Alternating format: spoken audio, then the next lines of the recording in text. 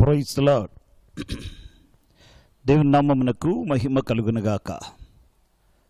ప్రభునందు ప్రియమైన దైవ జనాంగమా, ప్రభు అయిన యేసుక్రీస్తు వారి యొక్క శుభనామములో మీ అందరికీ శుభములు కలుగునుగాక. పునరుద్ధానము యొక్క పండుగ యొక్క శుభములు మీకు కలుగునుగాక. ప్రియులారా, ప్రార్థన చేసుకొని నేటి పరిశుద్ధ ఆరాధనను మనము ప్రారంభం చేసుకుందాం. సకల ఆశీర్వాదములకు కారణభూతుడైనటువంటి మా ప్రియ పరలోకపు తండ్రి, మనోహరుడా, నీ మనోహరమైన ఉన్నతమైన శ్రేష్టమైనటువంటి నీ నామమును బట్టి నీ వందనాలు స్తోత్రాలు చెల్లిస్తున్నామయ్యా. ఘనమైన ఉన్నతమైన నీ నామమును బట్టి నీకు వందనాలు చెల్లిస్తున్నామయ్యా. ఈ మనోహరమైన ఈ పండుగ దినము, ఆదివారము, పునరుద్ధాన పండుగ దినమున ప్రభువా, ఈ ప్రత్యేకమైన పరిశుద్ధ దినాన్ని మీరు మాకిచ్చి ఈ దినమని నిన్ను స్తుతించి గణపరిచి ఆరాధించడానికి మీరు మాకు అనుగ్రహించిన ఈ దివ్యమైన భాగ్యమును బట్టి నిన్ను స్తుతిస్తూ ఉన్నాం. ఈ సమయంలో ప్రభువా, ఆన్లైన్లో వీక్షిస్తున్నటువంటి ప్రతి బిడ్డ కుటుంబాన్ని మీరు ఆశీర్వదించండి. నీ నామం మహిమపరచుకోమని నీ సన్నిధిలో ప్రార్థిస్తూ ప్రభువా, పాటల యందును స్తుతి ఆరాధన యందును కృతజ్ఞతాస్తుతులు చెల్లించుచు వాక్యము ద్వారాను ప్రార్థన ద్వారాను నిన్ను మహిమపరచడానికి ప్రభువా మీరు కృప చూపించమని, నిన్ను ఎలా ఆరాధించాలో మాకు ఇంకా నేర్పించమని, ఆరాధనలో ఉన్న శ్రేష్టమైనటువంటి ఆశీర్వాదములన్నీ ప్రభువా కూడిన ప్రతి బిడ్డ మీద సమృద్ధిగా కుమ్మరించబడిన గాకని ప్రార్థిస్తూ యేసు ప్రభు వారి యొక్క శ్రేష్టమైన ఘనమైన ఉన్నతమైన నామములు స్తుతించి వేడుకొని ప్రార్థన చేయించున్నాము తండ్రి, ఆమేన్. ప్రియులారా, పాటలు పాడి ప్రభునామాన్ని మనము మహిమపరచుకుందాం. పాటలు పాడి దేవుని నామాన్ని మహిమపరుద్దాం. పాట నంబరు 131. అందరూ తీసుకోండి. 131వ పాట. నా మనసారని సన్నిధిలో సాగిలపడి నమస్కారము చేసేదా, సాగిలపడి నమస్కారము చేసేదా. అత్యున్నత సింహాసనముపై ఆసీనుడా, దేవదూతలు ఆరాధించు పరిశుద్ధుడా. యేసయ్యా, నా నిలువెల్ల నిండి ఉన్నావు. నా మనసారని సన్నిధిలో సాగిలపడి నమస్కారము చేసేదా, సాగిలపడి నమస్కారము చేసేదా. చప్పట్లు కొడదాం, కలిసి దేవుని మహిమపరుద్దాం. ప్రతి వసంతము నీ దయా కిరీటమే, ప్రకృతి కళలన్నీయు నీ మహిమను వివరించునే. ప్రతి వసంతము నీ దయా కిరీటమే, ప్రకృతి కళలన్నీయు నీ మహిమను వివరించునే. ప్రభువా, నిన్నే ఆరాధించెదా కృతజ్ఞతార్పణలతో, కృతజ్ఞతార్పణలతో. ప్రభువా, నిన్నే ఆరాధించెదా కృతజ్ఞతార్పణలతో, కృతజ్ఞతార్పణలతో. అత్యున్నత సింహాసనముపై ఆసీనుడా, దేవదూతలు ఆరాధించు పరిశుద్ధుడా. పరిమళించునే నా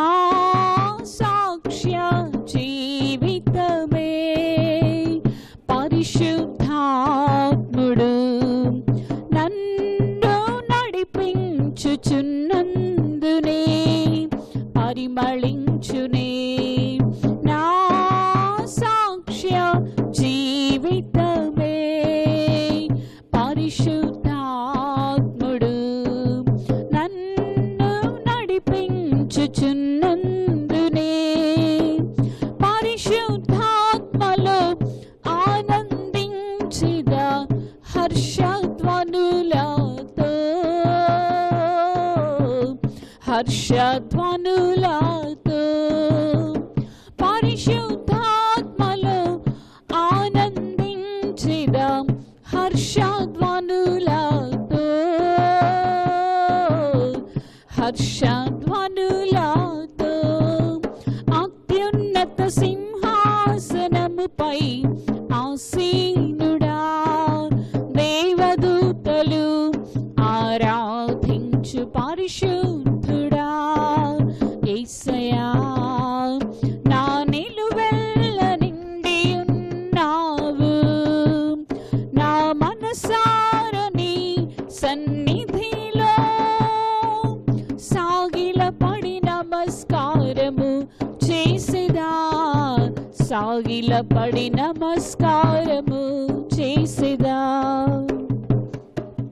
పక్షిరాజువై నీ రెక్కలపై మోసితివే నీవే నా తండ్రివై నా బాధ్యతను భరించితివే పక్షిరాజువై నీ రెక్కలపై మోసితివే నీవే నా తండ్రివై నా బాధ్యతలు భరించితివే యెహోవా నిన్నే మహిమ పరచెదా స్తుతి గీతాలతో స్తుతి గీతాలతో యెహోవా నిన్నే మహిమ పరచెదా స్తుతి గీతాలతో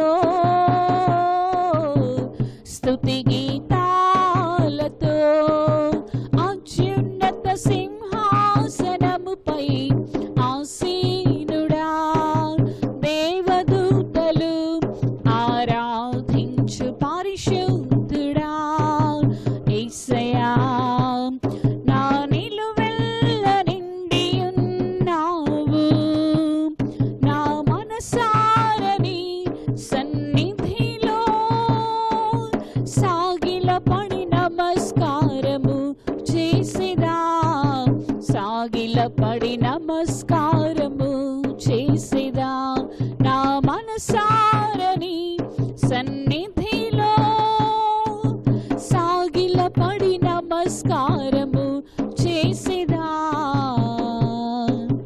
సాగిలపడి నమస్కారము చేసిదా హల్లెలూయా మరొక పాట పాడదాం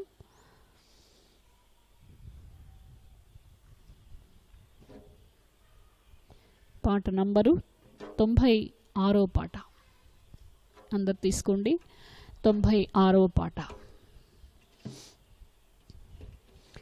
ఏ అపాయము నా గుడారము సమీపించనీయక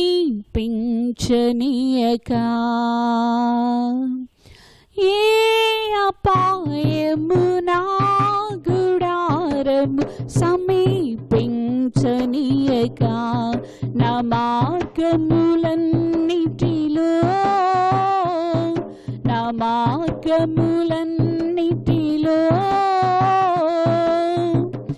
నీవే ఆశ్రయమైనందున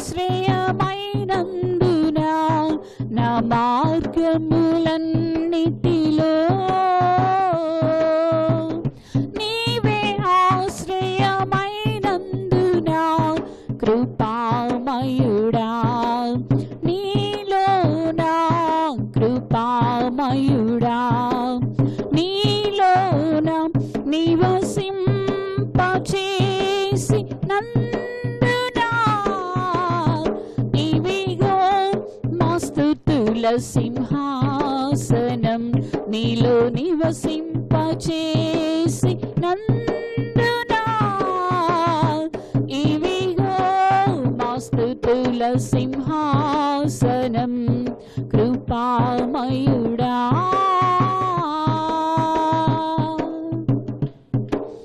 చీకటి నుండి వెలుగులోనికి నన్ను పిలచిన తేజోమయా.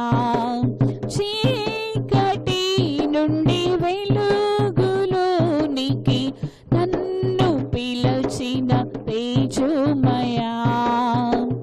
రాజవంశములో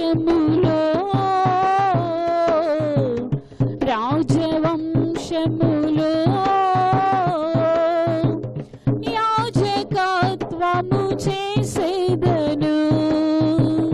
రాజవంశములో యాజకత్వము చేసేదను. కృపామయుడా నీలో నా కృపామయుడా నీలో నా నివసింపచేసి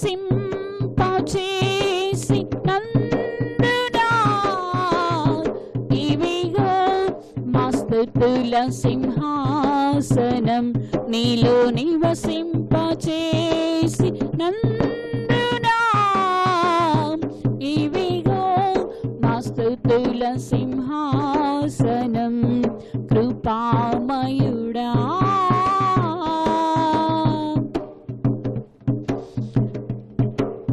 ఏ యోగ్యత లేని నాకు జీవ కిరీటమిచ్చుటకు. ఏ యోగ్యత లేని నాకు జీవ కిరీటమిచ్చుటకు. నీ కృప నన్ను వీడగా, నీ కృప నన్ను వీడగా శాశ్వత కృపగా మారెను. నీ కృప నన్ను వీడగా శాశ్వత కృపగా మారెను. కృపామయుడా నీలో నా కృపామయుడా నీలో నా నివసింపచేసి నందునా. ఇవిగో మా స్తుతుల సింహాసనం నీలో నివసింపచేసి నందునా.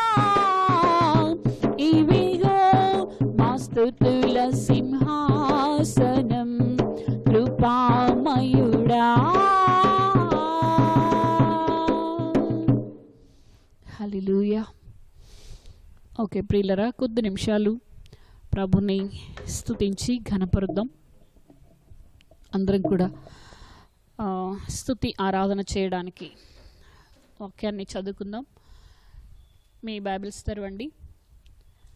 92వ కీర్తన 1-2 చరణాలు మనం చదువుకుందాం.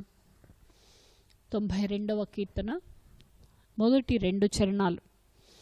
యెహోవాను స్తుతించుట మంచిది, మహోన్నతుడా నీ నామమును కీర్తించుట మంచిది. చిన్న ప్రార్థన చేసుకుందాం.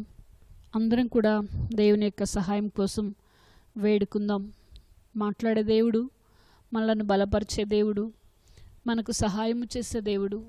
నిజంగా ఆయనను ఆరాధించుట లేక ఆయనను గురించి గొప్ప చేయుట అనేటువంటిది మనకు చేత కాదు. పరిశుద్ధాత్ముడు మనకు సహాయం చేయలాగున అందరం కూడా ప్రార్థనాపూర్వకంగా కొద్ది నిమిషాలు ఆయన సహాయం కోసం వేచి చూద్దాం.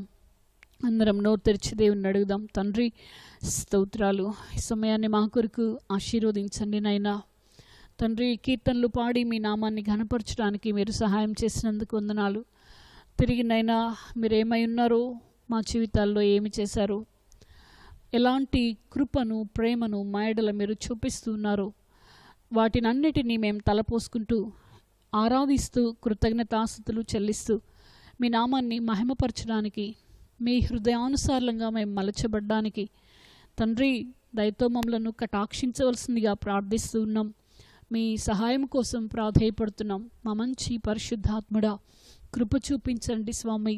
నైనా నిజంగా గృహాల్లోనే ఇలాగ మేము ఆరాధించడానికి అవకాశం ఇచ్చినందుకు మీకు స్తోత్రాలు. ఏమైనా తండ్రి హృదయపూర్వకంగా ఘనపరిచి ఆరాధించడానికి తగిన సహాయము మీరు మాకు అనుగ్రహించవలసిందిగా ప్రార్థిస్తూ యేసుక్రీస్తు వారి అమూల్య నామంలో స్తుతించి ప్రార్థిస్తున్నాం తండ్రి. ఆమేన్, ఆమేన్. దేవునికి మహిమ కలుగునుగాక. హల్లెలూయా. ప్రియులరా, మీ అందరికీ నా హృదయపూర్వక వందనాలు. దేవదేవుడు మనలను ప్రేమించి మనకిచ్చినటువంటి మే మాసం యొక్క మొదటి పరిశుద్ధ దినాన్ని బట్టి నిజంగా మనమందరము దేవునికి ఎంతైనా కృతజ్ఞతలు చెల్లించవలసిన వారమై ఉన్నాం. అనేకులు ఈ దినాన్ని చూడాలనుకున్నారు, చూడలేకపోయారు.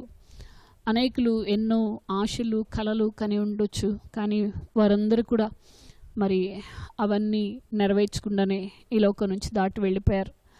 నిజంగా వారికంటే మనం గొప్పవారమని దేవుడు మనలను ఇంతగా సజీవులుగా మనల్ని నిలబెట్టలేదు, కానీ తన కృప మహదైశ్వర్యంలో మనలను కరుణించి ఇంకా మనలను ఇది ఆయనను ఘనపరచడానికి మనకు అవకాశం ఇచ్చారు. ఇందుని బట్టి నిజంగా దేవునికి మనం ఎంతైనా కృతజ్ఞత ఆస్తుతులు చెల్లించబద్దులమై ఉన్నాం. దేవుణ్ణి స్తుతించి ఆరాధించడానికి నిజంగా స్తుతి ఆరాధన అనేటువంటిది ఎంత ప్రాధాన్యత కలిగిందో మనమందరం నేర్చుకుంటున్నాం. ఏమైనా ప్రియులరా, ఆయన కోరుకున్నట్లుగా ఆయనను ఆరాధించే బిడ్డలుగా మనమందరం ఉండాలి. దావీదు మహారాజును మనం చూస్తాం. ఆయన చిన్న వయసులోనే దేవుణ్ణి ఆరాధించేవాడు. అడవిలో గొర్రెలు మేపుకుంటూ ఆరాధిస్తూ ఉంటుండగా ప్రియులరా, ఆ గొర్రెలను చీల్చడానికి తోడేలు వచ్చినప్పుడు తోడేలును చీల్చివేసిన బలము అతనికి దొరికింది. ఎక్కడంటే కేవలం ఆరాధన ద్వారా మాత్రమే. అలాగే సింహం వచ్చినప్పుడు అది కూడా ఏమొచ్చినా దాన్ని చీల్చడానికి లేక చంపడానికి అధికారం ఎలా వచ్చింది, శక్తి ఎలా వచ్చింది అంటే కేవలం ఆరాధన ద్వారా మాత్రమే. ఆరాధన అంత గొప్పది ప్రియులరా. స్తుతిస్తూ ఆరాధించుతూ ఉన్నప్పుడు దేవుని హస్తము మన మీదకు వస్తుంది. స్తుతి ఆరాధనలో అద్భుతాలు జరుగుతాయి. స్తుతి ఆరాధనలో దేవుని యొక్క ప్రత్యక్షతలు మనము చూడగలుగుతాం. అనేకమైన ఆశీర్వాదాలు స్తుతి ఆరాధనలో దాగి ఉన్నాయి. స్వస్థతలు జరుగుతాయి. కాబట్టి ప్రియులరా, అందరం కూడా ఆశతో ప్రభు వైపు చూద్దాం. ఆశతో దేవుని కోసం, దేవుని ఘనపరచడానికి వేచి ఉందాం. వాక్యాన్ని మనం చదువుకున్న రీతిలో 92వ కీర్తన మొదటి 1-2 చరణాలు, మొదటి చరణాల్లో మనం చూస్తున్నాం. యెహోవాను స్తుతించుట మంచిది, మహోన్నతుడా నీ నామమును కీర్తించుట మంచిది. దేవుణ్ణి స్తుతించడం అది ఎంతైనా మంచిది. ఆయన నామమును ఘనపరచడం ఎంతో మంచిది. మనం ఇక్కడ చదువుకున్న వాక్యం. ఎందుకు ఆయనను స్తుతించాలి? స్తుతిస్తే ఎలా మంచిదవుతుంది? మనం ఇవన్నీ కూడా ధ్యానం చేస్తూ ఆయనను అవగాహన కలిగి, ఆయన గూర్చిన అవగాహనతో ఆయనను తెలుసుకొని సరైన రీతిలో గ్రహింపు కలిగి మనం ఆయనను ఆరాధన చేయాలి. ఏదో ఆ టైంకి వెళ్ళి పాటలు పాడాం, 2 మాటలు ఏదో అయిపోయింది, విన్నాం, వచ్చేసాం అన్నట్లుగా కాదు. అది నిజమైన ఆరాధన కాదు ప్రియులరా. ఆరాధన దేవుని హృదయాన్ని తాకగలగాలి.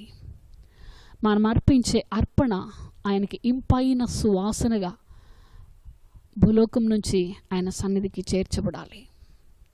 అలాంటి ఆరాధన కోసం ఆయన ఆశపడుతున్నారు. దేవునికి మహిమ కలుగునుగాక. అట్టి ఆరాధన మనము చేయగలుగుటకు పరిశుద్ధాత్ముడు మనకు సహాయం చేయునుగాక. ఎందుకు ఆయనను స్తుతించాలి అంటే చూడండి, 2వ సమూయేలు గ్రంథం 7వ అధ్యాయము 22వ వచనం. అందరూ బైబిల్స్ తీసుకోండి. 2వ సమూయేలు గ్రంథం 7వ అధ్యాయము 22వ వచనం. దేవా యెహోవా, నీవు అత్యంతమైన ఘనత గలవాడవు, నీ వంటి వాడు ఒక్కడునూ లేడు.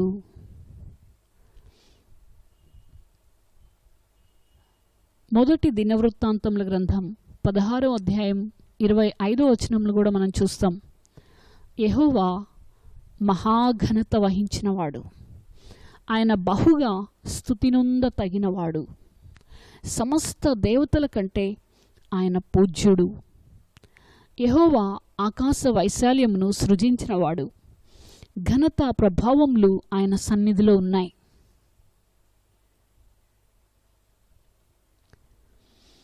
దేవునికి స్తోత్రం. దేవునిని స్తుతించడం మంచిది. దేవునిని ఆరాధించడం అది ఎంతో ఆశీర్వాదం. అయితే ఆరాధించుట ఎలా చేయాలి, ఏ విధంగా చేయాలి? ఆయన అత్యంత ఘనతమైన కలిగిన దేవుడు కాబట్టి ఆయన యొక్క ఆ గొప్ప గుణలక్షణాన్ని మనం జ్ఞాపకం చేసుకుంటూ ఆయనను ఆరాధించాలి. ఆయన ఔన్నత్యాన్ని మనం జ్ఞాపకం చేసుకోవాలి. ఆయనలా అత్యంతమైన ఘనత కలిగిన వారు మరొకరెవ్వరు కూడా లేరు. పైన ఆకాశమందు కానీ కింద భూమి యందు కానీ ఎక్కడ ఎవరిని ఆయన లాంటి వారిని మనం చూడలేం. అలాంటి అత్యంతమైన ఘనత కలిగిన దేవుడు మనం ఆరాధిస్తున్న దేవుడు. దేవునికి స్తోత్రం. హల్లెలూయా.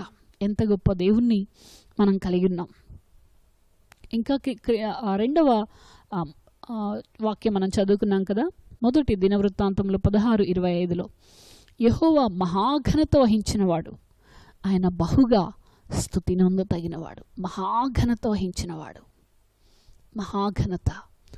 ఆయన ఘనతను గురించి మనం ఏం మాట్లాడగలుగుతామండి? ఏమని చెప్పగలుగుతాం? ఏ రీతిగా ఆయనను గురించి మన మాటల్లో వివరించగలుగుతాం?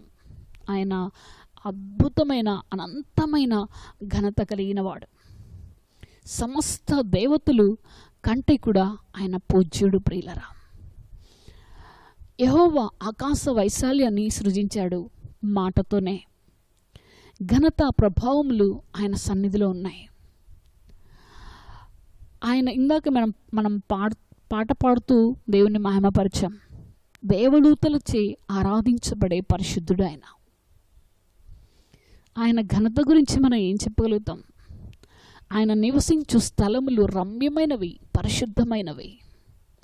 ఆయనలో నుండి వస్తున్న వెలుగు పరలోక పట్టణం అంతా కూడా ప్రకాశిస్తూ ఉంది. అక్కడ సూర్యుడు చంద్రుడు ఎవరూ అవసరం లేదు. ఆయన సింహాసనం నుంచి అగ్ని బయలు వెళుతుంది. ఇన్నని చెప్పగలుగుతాం ఆయన గురించి. ప్రియులరా, ఆ గొప్ప దేవుణ్ణి హృదయపూర్వకంగా ఆరాధించాలి. ఆయన అద్భుతమైన ఆ స్థితిని అంతటిని, ఆ ప్రభావం అంతటిని, తన ఆ స్థితిని అంతటిని మనం జ్ఞాపకం తెచ్చుకుంటూ ప్రభుని మనం మహిమపరచాలి. రెండో పాయింట్ మనం చూసినట్లయితే, మొదటిది ఆయన ఎవరు, రెండవది ఆయన మనకేమి చేశారు. ఎవరిని మనం ఆరాధిస్తున్నామంటే అత్యంత ఘనత కలిగిన వారిని ఆరాధిస్తున్నాం, మహాఘనత కలిగిన వారిని ఆరాధిస్తున్నాం, బహుగా స్తుతినొందదగిన వానిని ఆరాధిస్తున్నాం, అందరికంటే పూజ్యుడైన వానిని ఆరాధిస్తున్నాం. ఆయన యొక్క అద్భుతమైన పరిస్థితులు అన్నీ మనం తలపోసుకుంటూ ఒక్కొక్కటిగా ఆయనను ఆరాధన చేద్దాం ప్రియులారా. రెండవదిగా మనం చూసినట్లయితే 86వ కీర్తన చూడండి. 86వ కీర్తన 13వ చరణం. ప్రభువా నా దేవా, నా యెడల నీవు చూపిన కృప అధికమైనది. భక్తుడు అంటున్నాడు, ప్రభువా నా దేవా, నా యెడల నీవు చూపిన కృప అధికమైనది. పాతాళపు అగాధము నుండి నా ప్రాణమును తప్పించి ఉన్నావు. ఇక్కడున్న పరిస్థితులు మనం చూసినట్లయితే మానవుని యొక్క జీవిత పరిస్థితులు ఒక్కసారి మనం ఆలోచన చేయాలి. ప్రసంగి గ్రంథం 9వ అధ్యాయము 3వ వచనంలో చూస్తాం, నరుల హృదయము చెడుతనముతో నిన్నది.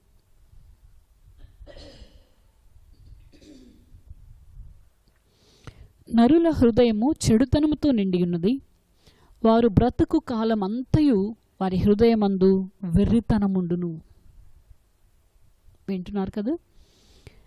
నరుల హృదయం అంతా చెడుతనంతో నిండిపోయిందట.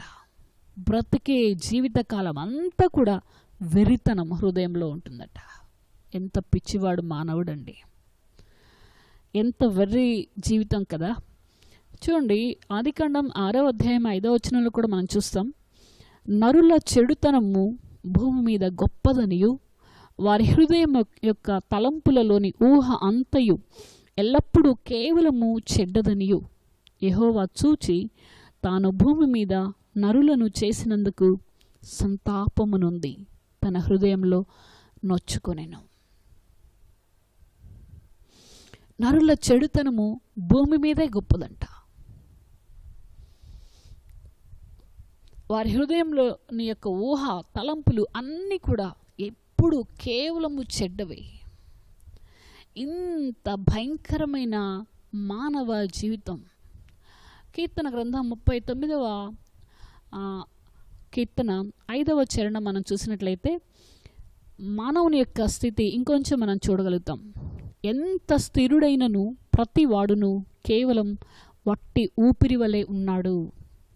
ఎంత స్థిరుడైనను, ఎంత ఆరోగ్యం కలిగిన వాడైనా, ఎంత ధనం కలిగిన వాడైనా, ఎంత బలం కలిగిన వారైనా ప్రతివాడు కేవలం వట్టి ఊపిరి వలె ఉన్నాడు. 144వ కీర్తన 3వ చరణంలో కూడా చూస్తాం, యెహోవా నీవు నరులను లక్ష్యపెట్టుటకు వారు ఏ పాటివారు.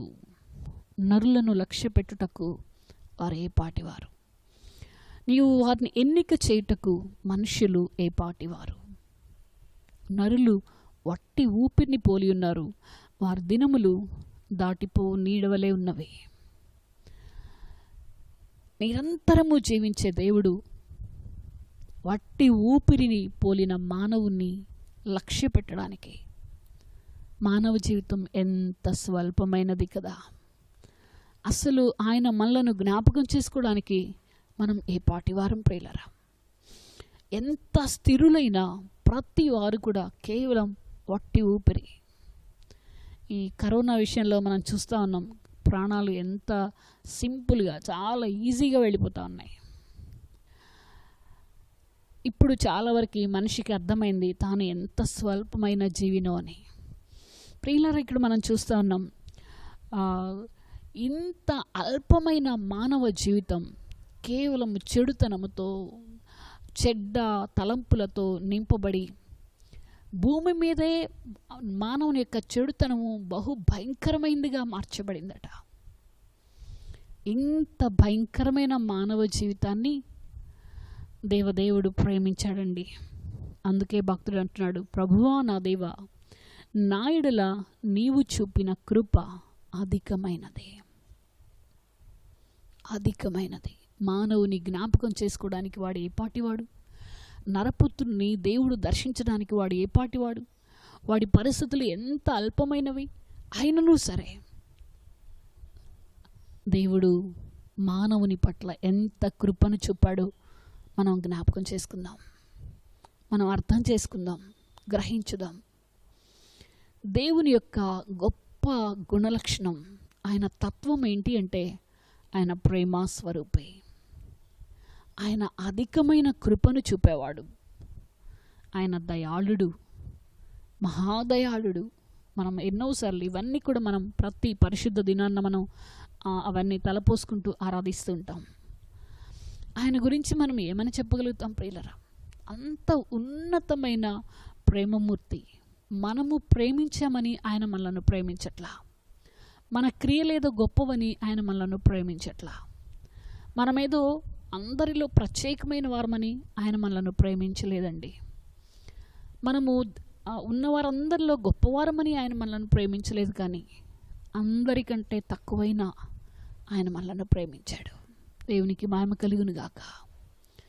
నిజంగా మానవుని యొక్క జీవితం మనం చూసినట్లయితే రోమా పత్రిక 5వ అధ్యాయము 12వ వచనంలో చూస్తాం, ఒక మనుష్యుని ద్వారా పాపమును, పాపము ద్వారా మరణమును లోకంలో ఎలాగూ ప్రవేశించనో అలాగుననే మనుష్యులందరూ పాపం చేసినందున మరణము అందరికీ సంప్రాప్తమాయెను. ఈ పాపము యొక్క అంతం నిత్య నరకమై ఉంటుండగా దేవుడు అధికమైన కృప చూపి నరకాగ్ని నుండి మానవుని విడిపించాడు. ప్రియులారా, ఒక మనుష్యుని ద్వారా పాపం వచ్చింది. ఎవరా మనుష్యుడు? ఆదాము చేసినటువంటి తప్పిదమును బట్టి ఆ పాపము అందరికీ సంప్రాప్తించింది. లోకం అంతటికీ మరణము సంప్రాప్తించింది. పాపమునకు జీతం మరణం. మరణం ఎక్కడికి దారితీస్తుందంటే నిత్య నరకాగ్నికి. అంత భయంకరమైన నిత్య నరకాగ్ని, యుగ యుగాలు ఆరని నిత్య నరకాగ్నిలో మానవుడు నిత్యము మాడిపోవలసి ఉంటుండగా దేవదేవుడు వాత్సల్య సంపూర్ణుడై అధికమైన ప్రేమను కృపను కలిగినవాడు కాబట్టి మానవుడు నశించిపోవటం ఏమాత్రం ఆయన ఇష్టపడలేదు. అందుకే నశించిన దాన్ని వెదక్కి రక్షించడానికి ఆయన ఈ లోకానికి వచ్చాడు. దేవునికి మహిమ కలుగును గాక. హల్లెలూయా. మనం ఏమాత్రము ఆయనను వెదకలేదు. మనం ఎన్నడూ ఆయన కొరకు ఎదురు చూడలేదు. ఆయనే మనలను వెతుక్కుంటూ వచ్చి మనలను రక్షించాలని, మనలను బాగు చేయాలని ఆయన తన కృపను చూపాడు. ప్రియులరా, చూడండి, దేవుని వంటి మహాదేవుడు ఎక్కడ ఉన్నాడు? కీర్తన గ్రంథం 77వ కీర్తన 13వ చరణంలో మనం చూస్తాం. ఆశ్చర్యక్రియలు జరిగించు దేవుడువు నీవే. ఇలాంటి మహాప్రేమ చూపగలిగిన వారు ఎవరున్నారండి? రోమాపత్రికలో మనం చాలా క్లియర్గా చూస్తాం. మంచివాని కొరకు ఎవరైనా చనిపోవడం అరుదు, చెడ్డవారి కోసం ఎవరేం చేస్తారు? పాపిని పాపి అంటుంది లోకం. తప్పు చేసిన వాళ్ళని అపరాధిగా భావించి శిక్ష విధిస్తుంది లోకం. కానీ ప్రేమమయుడైన దేవుడు ఆ పాపిని వెతుక్కుంటూ ఆ పాపి కోసం ఈ లోకానికి వచ్చాడండి. దేవునికి మహిమ కలుగును గాక. ఎంత ప్రేమ ఇది, ఎంత కరుణ ఇది! ఏమని ఆయన గురించి మనం చెప్పగలుగుతాం ప్రియులారా? అందుకే భక్తుడు అంటున్నాడు, దేవుని వంటి మహాదేవుడు ఎవరున్నారు, ఎక్కడున్నారు? ఆశ్చర్య కార్యాలు జరిగించు దేవుడవు నీవే. ఆశ్చర్య కార్యాలు. 86వ కీర్తన 8వ చరణం కూడా మనం చూస్తాం. ప్రభువా, నీవు మహాత్మ్యము గల వాడవు, ఆశ్చర్య కార్యములు చేయువాడవు, నీవే అద్వితీయుడవు. ఆయన మాత్రమే ఇలాంటి అద్భుతమైన కార్యాలు చేయగలిగిన అద్వితీయ దేవుడు. ప్రియులరా, మనం ఈ విషయాన్ని జాగ్రత్తగా మనం గమనిస్తూ ప్రభుని ఆరాధించాలి. ఆయన వంటి మహాప్రేమ చూపి చెడిపోతున్న మానవుని రక్షించేవారు ఎవరు కూడా లేరు. ఆశ్చర్య కార్యాలు జరిగిస్తూ మానవుని పట్ల ఉన్నతమైన కృపను చూపిస్తూ చావడానికి సిద్ధంగా ఉన్న మానవుని తప్పించగలిగిన వారు ఎవ్వరు కూడా లేరు. అలాంటి ఆలోచనలు కూడా ఎవరికి రావు. ఎవరి కర్మ వారిది, ఎవరి దారిని వాళ్ళు పోతారు అనేవాళ్లే. కానీ ఎవ్వరు కూడా పాపిని ప్రేమించేవారు ఎవ్వరు కూడా లేరండి. కానీ మనం ఆరాధిస్తున్న దేవుడు ఎంత గొప్పవాడంటే, ఎంత అద్భుతమైన వాడంటే, ఎందుకు ఆయన్ను మనం ఆరాధిస్తున్నామంటే ఇదిగో ఈ గొప్ప ప్రేమను బట్టి మాత్రమే, ఈ యొక్క అద్భుతమైన కృపలను బట్టి మాత్రమే మనం ఆయనను ఆరాధిస్తున్నాం. దేవునికి మహిమ కలుగును గాక. హల్లెలూయా. దేవునికి స్తోత్రం. దేవుని ఆశ్చర్య క్రియలు ఎంత గొప్పవో నిజంగా. ఒక పాపి మార్పు చెంది పరిశుద్ధుడిగా మార్చబడుట కంటే ఈ లోకంలో మరొక ఆశ్చర్యకార్యం ఏది కూడా లేదండి. ఒక పాపి మార్పు చెందడం, ఒక పాపి యొక్క పాపము యొక్క గొప్పతనం బహుభయంకరమైంది. పాపము యొక్క ఫలితం ఎంతో భయంకరమైన పరిస్థితి. అలాంటి పాపి పరిశుద్ధుడిగా మార్చబడమా, ఇంతకంటే గొప్ప కార్యం ఏముందండి? అందుకే భక్తుడు అంటున్నాడు, ప్రభువా, ఆశ్చర్య కార్యాలు జరిగించు దేవుడవు నీవే. పాపినైన నన్ను కరుణించి నన్ను వెతుక్కుంటూ వచ్చి నా జీవితాన్ని పరిశుద్ధతలోనికి తీసుకొచ్చావే, ఇంతకంటే ఆశ్చర్యకరమైన కార్యం ఏముంది నాయనా? భక్తుడు ఆరాధిస్తున్నాడు. ప్రియులరా, దేవుడు మన ఎడల తన ప్రేమను వెల్లడిపరుస్తున్నాడు. రోమా పత్రిక 5వ అధ్యాయం 8వ వచనంలో మనం చూస్తాం. దేవుడు మన ఎడల తన ప్రేమను వెల్లడిపరుస్తున్నాడు. మనం ఇంకనూ పాపులమై ఉండగానే క్రీస్తు మన కొరకు చనిపోయాను. క్రీస్తు మన కొరకు చనిపోయాను. ఫిలిప్పీ పత్రిక 2వ అధ్యాయము 6-7 వచనాల్లో కూడా మనం చూస్తాం. ఆయన మనుష్యుల పోలికగా పుట్టి దాసుని స్వరూపమును ధరించుకొని తను తానే రిక్తునిగా చేసుకొనెను. మరియు ఆయన ఆకారమందు మనుష్యుడిగా కనబడి మరణము పొందినంతగా విధేయత చూపినవాడై తనను తాను తగ్గించుకొని ఆయన మన కోసము బలియాగమైపోయాడు. ప్రియులరా, దేవునికి స్తోత్రం. హల్లెలూయా. దేవుని వంటి మహాదేవుడు ఎవరున్నారు ప్రియులరా? చాలా కాలం క్రితం నేను ఒక కథ చదివాను. ఒక బాబు చాలా కష్టపడి ఒక బోటు తయారు చేసుకున్నాడు, ఒక పడవ. దాంతో చాలా సంతోషంగా ఆడుకుంటూ ఉండేవాడు. ఒకసారి స్నేహితులతో కలిసి సముద్రానికి వెళ్ళాడు ఆడుకుందామని పడవతో.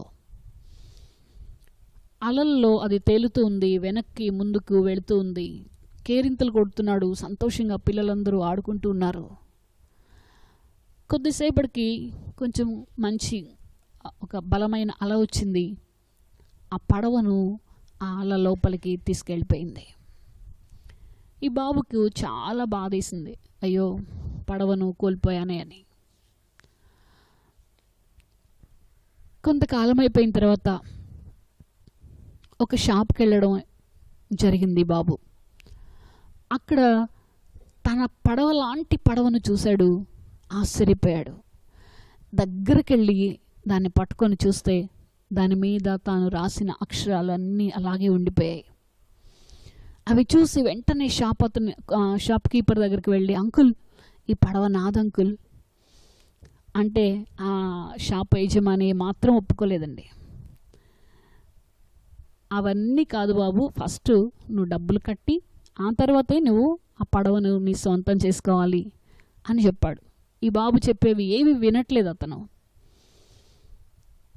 అతనికి ఎవరో తీసుకొచ్చి అమ్మారట షాప్లో. దాన్ని అమ్మకానికి ఆయన పెట్టేశాడు. ఈ బాబుకు ఒకవైపు సంతోషం, ఒకవైపు బాధ. చాలా వెల చెల్లించి దాన్ని మళ్ళీ సొంతం చేసుకోవాలి ఎలా అనేటువంటిది ఆలోచన కలిగింది. చాలా కష్టపడ్డాడు. కొంతకాలం పేపర్ వేశాడు, ఇస్త్రీ బట్టలు చేశాడు, ఇంకా కొన్ని పనులు చేసి ఎలాగైనా ఆ డబ్బులన్నీ సమకూర్చుకొని ఆ షాప్ యజమాని దగ్గరికి తీసుకొని వచ్చాడు. అంకుల్ మీరు చెప్పిన వెల నేను తీసుకొచ్చాను, నా బోట్ నాకు ఇచ్చేయండి అని అడిగాడు. ప్రియులరా, అది తీసుకున్న తర్వాత ఆ బిడ్డ యొక్క ఆనందానికి అవధులు లేకుండా పోయాయి.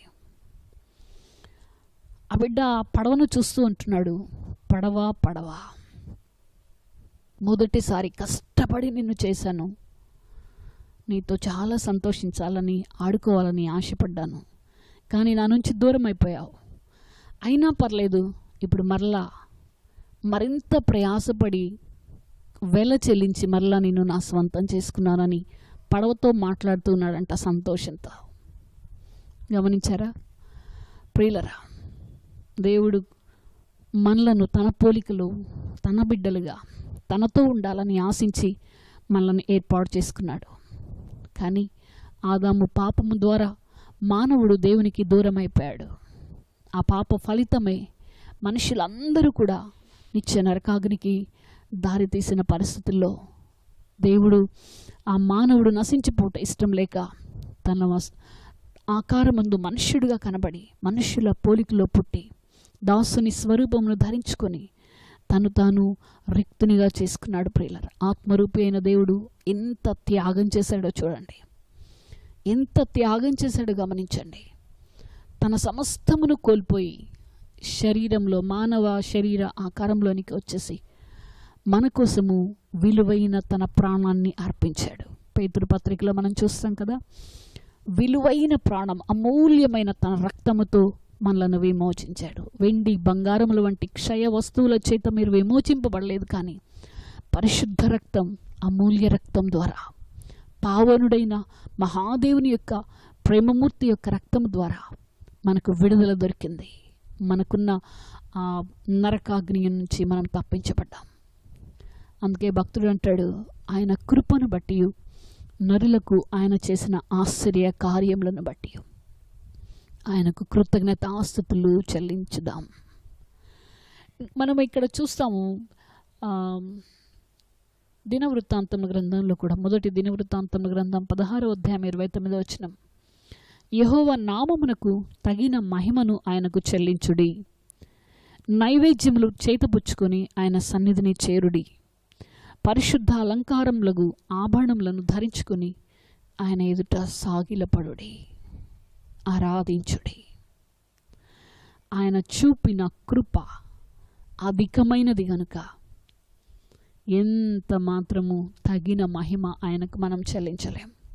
అయినను సరే చేతనైనంత మట్టుకు శక్తి వంచన లేకుండా ప్రభుని కనపరుద్దాం, స్తుతించి ఆరాధన చేద్దాం, ఆయన పాదముల ఎదుట సాగిలపడదాం, ఆయన కృపలను తలపోసుకుంటూ ఆయనను మహిమపరుద్దాం.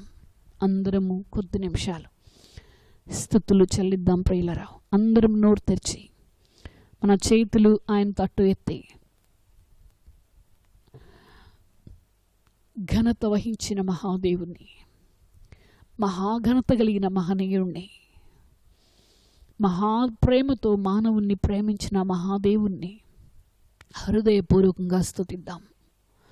తండ్రి, స్తోత్రాలనైనా, స్తోత్రాలునైనా. ఎవరున్నారనైనా నీ వంటి వారు, నీ వంటి ఘనత వహించిన వారిని మేము ఎక్కడ చూడగలుగుతాం? నిజంగా మాకు నీవు దేవునిగా దొరికినందుకు మీకు స్తోత్రాలయ్యా. మా స్థితిగతులను కటాక్షించి పాతాళపు అగాధంలోనికి వెళ్ళవలసిన మా జీవితాలను కనికరించి రక్షించినటువంటి అనంతమైన నీ ప్రేమను బట్టి రాజా మిమ్మల్ని మహిమపరుస్తున్నామయ్యా. మీకు వందనాలు స్వామి, కృతజ్ఞతాస్తుతులు చెల్లిస్తున్నాం నాయనా. మా ఎడల మీకున్న అద్భుతమైన ప్రేమ ప్రణాళికలన్నిటిని బట్టి మీకు స్తోత్రాలు, వందనాలు యేసయ్యా. ఎవరున్నారనైనా మా జీవితాలను జ్ఞాపకం చేసుకునేవారు, ఎవరున్నారనైనా మా పాపపు స్థితిలో, మా దీన దశలో మమ్మలను కరుణించేవారు, మా స్థితిని మార్చి మమ్మలను నూతనపరిచి పరిశుద్ధులుగా మార్చగలగాలనే ఆశ ఎవరికి ఉంటుంది నాయనా? అంత అవసరం కూడా ఎవరికి లేదు కదయ్యా. తండ్రి, నీకు స్తోత్రాలు. నీవెంతో కృపను, అధికమైన కృపను మా ఎడల చూపి మా దీన స్థితిని కటాక్షించిన మహనీయుడా, మీకు కృతజ్ఞతాస్తుతులు చెల్లిస్తున్నాం నాయనా. మా హృదయపూర్వకంగా మిమ్మల్ని మహిమపరుస్తున్నాం నాయనా. రాజా, మీకు స్తోత్రాలు, స్తోత్రాలు డాడీ, వందనాలు స్వామి. ఎంతైనా బహుగా స్తుతి నొందదగిన వాడవు నాయనా. ఆరాధ్య దైవమా, నీకు స్తోత్రాలు. అధిక స్తోత్రార్హుడా, నీకు స్తోత్రాలయ్యా. హృదయపూర్వకంగా మిమ్మల్ని ఘనపరుస్తున్నాం, హృదయపూర్వకంగా నీ పాద సన్నిధిలో సాగిలపడుతున్నాం నాయనా. ఇంతగా నీవు నన్ను ప్రేమించుటకు నాలో ఏ మంచి ఉన్నది యేసయ్యా, నాలో ఏ ప్రత్యేకత ఉన్నది యేసయ్యా, ఏ పరిశుద్ధత నాలో లేదే, ఏది కూడా విశిష్టత నాలో లేదు. కానీ కేవలం అధికమైన నీ కృప నా జీవితానికి రక్షణ అనే భిక్షను పెట్టింది నాయనా. అద్భుతమైన రక్షణకు పాత్రులుగా చేసింది నీ కృప యేసయ్యా. అమరత్వానికి అర్హులుగా మార్చింది నీ కృప యేసయ్యా. తండ్రి, నీకు స్తోత్రాలు, స్తోత్రాలు నైనా, స్తోత్రాలు నైనా. జీవితమంతా నిన్ను స్తుతించిన నీ రుణాన్ని నేను తీర్చలేను యేసయ్యా. తండ్రి, మీకు మహిమ చెల్లిస్తున్నాను నాయన. వందనాలు స్వామి.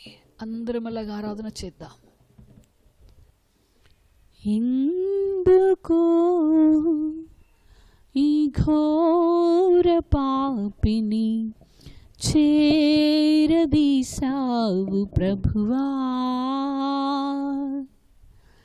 ఏముంది నాలో ఏ కోశానలేదే, నీ పరిశుద్ధత నాలో ప్రభువా. ఎందుకో ఈ ఘోర పాపిని చేరదీసావు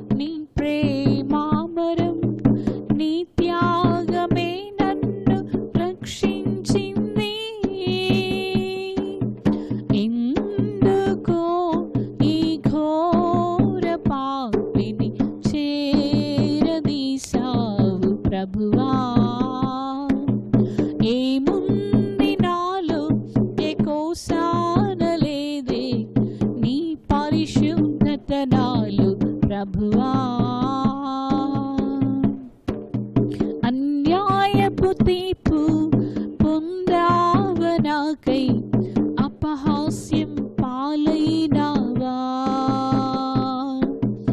ఆదరణ కరువై బాధింపబడియు నీ నోరు తెరువలేదే.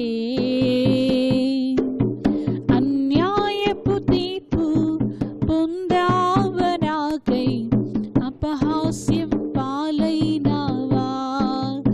ఆదరణ కరువై బాధింపబడియు నీ నోరు తెరువలేదే. నీ ప్రేమ మధురం, నీ ప్రేమామరం, నీ ప్రేమ మధురం, నీ ప్రేమామరం. నీ త్యాగమే నన్ను రక్షించింది. ఎందుకో ఈ ఘోర పాపిని చేరదీశావు ప్రభువా. ఉమ్మిడి నీదు మోము పైన నా కోసం భరించావా. గుచ్చిరి శిరమున్ ముండ్లా మకుటమును నా కోసం భరించావా. నీ ప్రేమ మధురం, నీ ప్రేమామరం, నీ ప్రేమ మధురం, నీ ప్రేమామరం. నీ త్యాగమే నన్ను రక్షించింది. ఎందుకో ఈ ఘోర పాపిని చేరదీశావు ప్రభువా.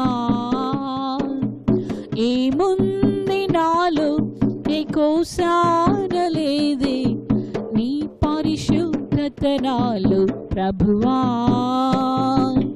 అయినను నన్ను ప్రేమించావు, కరుణించావు, నన్ను విడిపించావు.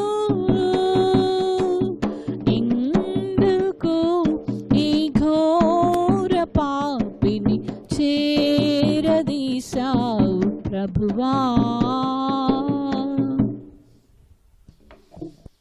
తండ్రి స్తోత్రమయ్యా,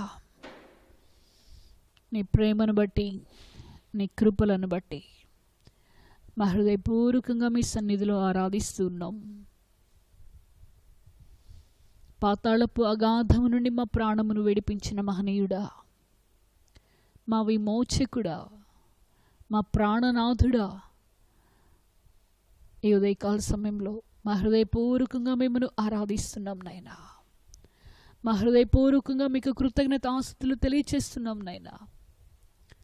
ఏమిచ్చినా చెల్లును మాదన్నది మీకోసం ప్రభువా. ఏది కూడా తగిన మహిమను మీకు అర్పించలేని పరిస్థితి. యేసయ్యా, మా చిన్ని కృతజ్ఞతలు, మా స్తుతి అర్పణలు ఇదిగో నీ పాదాల చెంత మేము పెడుతుంటుండగా దయతో అంగీకరించి మహిమ పొందవలసిందిగా ప్రాధేయపడుతూ యేసుక్రీస్తు వారి అమూల్య నామంలో స్తుతించి మహిమపరుస్తూ ఆరాధిస్తున్నాము తండ్రి. Amen, amen. Praise the Lord. జగద్రక్షకుడను, పాపుల విమోచకుడను, ప్రాణప్రదాతైన యేసు ప్రభు వారి యొక్క శ్రేష్ఠ నామములో మరొకసారి మీ ಎಲ್ಲరికీ ఈ పరిశుద్ధ దిన ఆరాధన యొక్క శుభములు మీకు కలుగునుగాక. మంచిది ప్రియులారా, కొద్ది నిమిషాలు దైవ వాక్యాన్ని మనం జ్ఞాపకం తెచ్చుకుందాం. రండి, పరిశుద్ధ బైబిల్ గ్రంథములో నుండి ద్వితీయోపదేశకాండం 32వ అధ్యాయం 11వ వచనాన్ని మనము జ్ఞాపకం తెచ్చుకుందాం. దయచేసి నేను చదువుతాను. బైబిల్ ఉన్నవారందరూ మీ బైబిల్ తెరిచి చూడండి. పక్షరాజు తన గూడు రేపి తన పిల్లల పైన అల్లాడుచు రెక్కల చాపుకొని వాటిని పట్టుకొని తన రెక్కల మీద వాటిని మోయినట్లు యెహోవా వానిని నడిపించెను. యెహోవా మాత్రము వానిని నడిపించెను. Praise the lord. ప్రియులారా, ఈ చదవబడిన వాక్యమును బట్టి చిన్న ప్రార్థన చేద్దాం. పరిశుద్ధాత్మ సహాయము కొరకు. మనోహరుడా, పరిశుద్ధుడా, నీ ఘనమైన ఉన్నతమైన నామమును బట్టి మరొకసారి నీ పాదములను సమీపిస్తున్నాం. ఈ దినము కొరకై మీరు సిద్ధపరిచిన ఈ లేఖనాన్ని మా కొరకు ఆశీర్వదించండి. అందున్న సత్యాన్ని మీరు మాకు బయలుపరచండి. మిమ్మల్ని మీరు ప్రత్యక్షపరచుకోండి. నువ్వు నడిపించే దేవుడుగా ఈ లేఖనంలో మీరు మాకు ప్రత్యక్షమైనందుకు నీకు స్తోత్రాలు. నీ సుగుణాలను గురించి మేము ధ్యానించే భాగ్యం మాకు ఇచ్చారు, అందుకు నీకు వందనాలయ్యా. ఈ లేఖనాన్ని మా కొరకు మా వినికిడిలో ఆశీర్వదించమని, ఈ లేఖనంలో ఉన్న సృజనాత్మకమైన శక్తి వీక్షిస్తున్న ఆలకిస్తున్న ప్రతి బిడ్డ మీద ప్రవహించునగాకని ప్రార్థిస్తూ యేసునామములో స్తుతించి ప్రార్థన చేయుచున్నాము తండ్రి, amen. Praise the Lord. Okay ప్రియులారా, ఇక్కడ చదవబడినటువంటి లేఖనాన్ని మనం ఆలోచిస్తే మీరు చూడండి, 11వ వచనం అక్కడ రాయబడిన మాట, యెహోవా వానిని నడిపించెను, యెహోవా మాత్రము వానిని నడిపించెను. ప్రియులారా, ఈ లేఖనమును బట్టి మనకు అర్థమవుతున్నది ఏమిటంటే, మనం ఆరాధిస్తున్న దేవుడు, నేటి మన యొక్క అంశం నడిపించే దేవుడు. ఆమేన్. మనం ఆరాధిస్తున్న దేవుడు నడిపించే దేవుడు, నడిచే దేవుడు, నడిపించే దేవుడు. హల్లెలూయా, దేవునికి స్తోత్రం.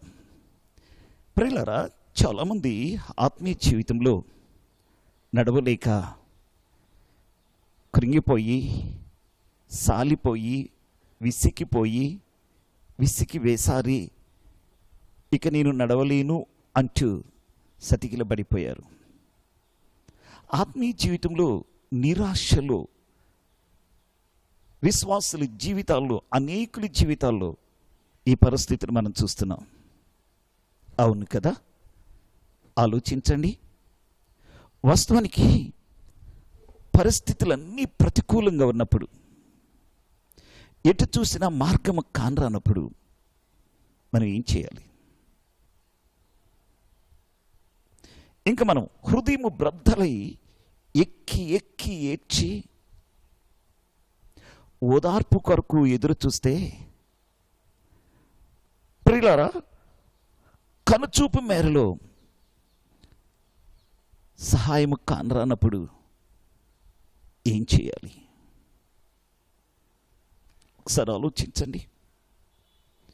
జీవిత యాత్రలో సమస్యలు అడ్డుబండగా నిలిచినప్పుడు, ఇంటిలో అవమానం ఎదుర్కొంటున్నప్పుడు, ప్రియులారా, సేవలో నిరుత్సాహము, జీవిత యాత్రలో నిరాశ మనకి ఎదురవుతున్నప్పుడు మనం ఏం చేయాలి? సతికిలు పడి కూర్చోక ఏం చేయాలి అంటున్నారు కదా? అవును కదా? అవునా? ఆలోచించండి. చాలామంది అంటున్నారు, అయ్యా ఇప్పటికే సగం ఆయుష్ అంతా కష్టాలతో కన్నీటితోనే గడిపానయ్యా, ఇంకెప్పుడు నా జీవితంలో నెమ్మది, ఇంకెప్పుడు నా జీవిత ఆశల సౌధానికి నేను చేరుకోగలుగుతాను? ఇవేనా మీ ప్రశ్నలు? ప్రియులారా, ఇలాంటి ప్రశ్నలతో సతమతమవుతూ ఉన్నావా? ఈ ప్రశ్నలతోనే జీవితం ముగింపుకు చేరుకుందా? ఆలోచించండి.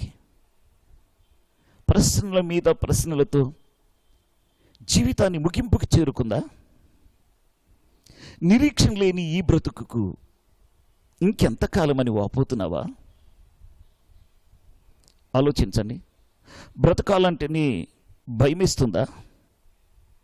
ఈ బాధలమయమైనటువంటి జీవితానికి ఎన్ని బోధలు చేసినా అర్థం కాని పరిస్థితిని ఎదుర్కొంటున్నావా? ఒక్కొక్కసారి పుట్టడమే పాపం అనిపిస్తుంది కదా? అవునండి, ఇటు తరుణములో నీకు అనిపించవచ్చు, అసలు దేవుడు ఉన్నాడా? ఉంటే ఎక్కడున్నాడు? నీ ప్రశ్నలు, నీ హృదయములో మెదులుతున్నటువంటి ఆవేదన, అసలు దేవుడు ఉన్నాడా? ఉంటే ఎక్కడున్నాడు? ఎక్కి ఎక్కి ఏడ్చిన ఫలితం లేని పరిస్థితులు ఆయన చూస్తూ ఊరుకున్నాడా? ఎందుకు దూరం అయిపోయాడు? బా, హృదయమంత వేదనతో నీ చుట్టూ అలుముకున్న పరిస్థితులను బట్టి నువ్వు తడబడిపోతూ అడుగు తీసి అడుగు వేయలేక, సాగిపోలేక, ప్రియులారా, ఇలాంటి ప్రశ్నలతో నీ హృదయం తల్లడిల్లిపోతుందా? ప్రియ విశ్వాసి,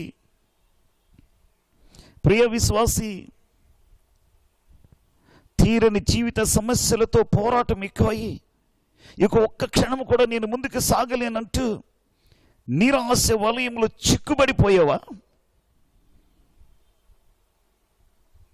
ధైర్యం తెచ్చుకో.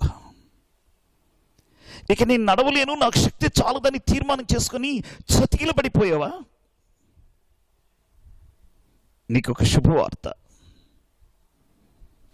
సోదరుడా, సోదరి, సహోదరుడా, ఈ మాటలు వింటున్న, వీక్షిస్తున్న మీ అందరికీ ఒక శుభవార్త. ఏంటి ఆ శుభవార్త? నేను ఆరాధిస్తున్న దేవుడు నడిపించే దేవుడు.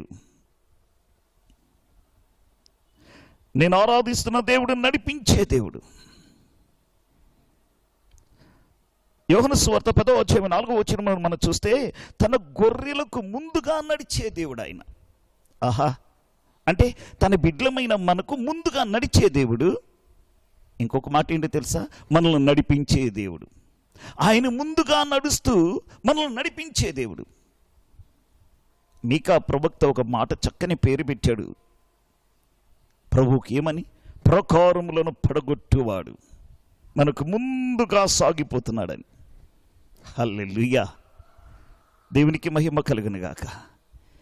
ప్రియ విశ్వాసి, ఒకవేళ కొన్నిసార్లు ముందుకు సాగలేక అలసిపోయి, విసిగిపోయి, వేసారిపోయి, సమస్యలిపోయి, విశ్వాసాన్ని విడిచిపెట్టి ప్రభుకి దూరం అయిపోతున్నవేమో.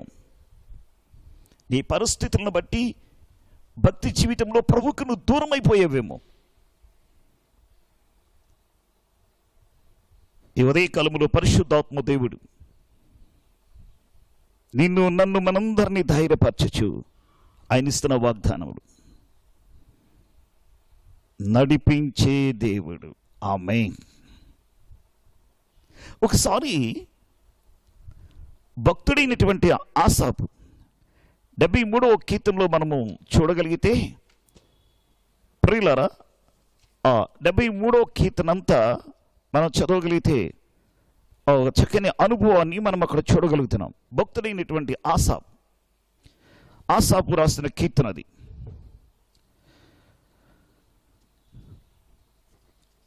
ప్రియులారా, ఆ కీర్తనలో మనం చూస్తే